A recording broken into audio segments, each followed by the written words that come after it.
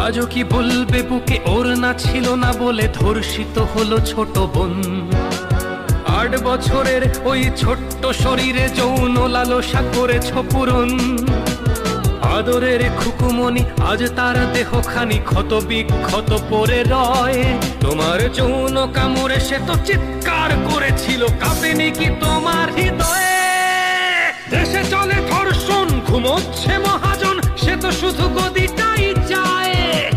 সে তো চায় ক্ষমতা, মা বোনের শ্লীলতা হানিতে কি আর আসে যায়? মহারাজ বলে দেশ ভালো আছে, আজ বুঝি পড়েছে রাজার চোখে ছানি। সে তো শুধু লীগ বোঝে, লীগের কর্মী খোঁজে, দেখে না হত্যার হাজানি।